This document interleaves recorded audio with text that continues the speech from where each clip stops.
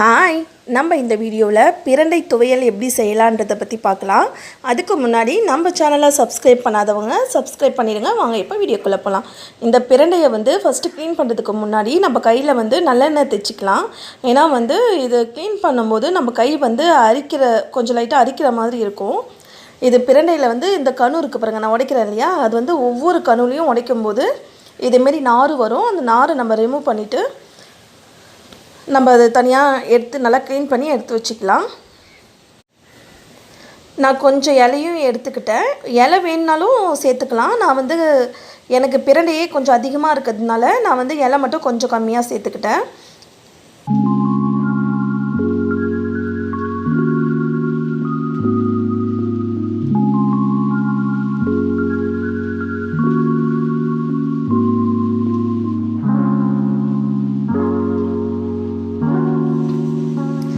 பத்து சின்ன வெங்காயம், ஒரு தக்காளி, 2 பல் பூண்டு, கொஞ்சமாக ஒரு நெல்லிக்காய் சைஸ் அளவு புளி கொஞ்சம் சேர்த்துக்கலாம்.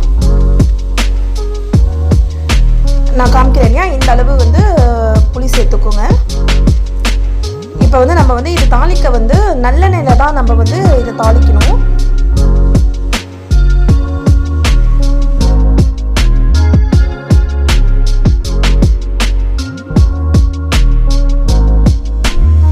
ஒரு கடாயில் ஒரு 4 ஸ்பூன் அளவுக்கு நம்ம நல்லெண்ணெய் சேர்த்துக்கலாம். உளுத்தம்பருப்பு ஒரு 2 ஸ்பூன் அளவுக்கு சேர்த்துக்கலாம். நான் வதக்குற மாதிரியே ஸ்டெப் பை ஸ்டெப்பாக நீங்கள் வதக்கி எடுத்துக்கோங்க. நல்லா வதக்குறது நல்லா ஆறிட்ட பிறகு நம்ம தண்ணி ஊற்றாமல் அரைச்சி எடுத்துக்கிட்டோன்னா ஒரு 2 நாள் 3 நாள் கெடாமல் நல்லாயிருக்கும். இது நம்ம சாப்பாட்டுலேயும் மிக்ஸ் பண்ணி சாப்பிட்லாம். கொஞ்சம் தண்ணி ஊற்றி அரைச்சோன்னா தோசைக்கும் நம்ம சட்னியாக வச்சு சாப்பிட்டுக்கலாம். இது உடம்புக்கு ரொம்ப ஹெல்த்து. பெருங்காயத்தூள் 1 ஸ்பூன் அளவுக்கு சேர்த்துக்கலாம்.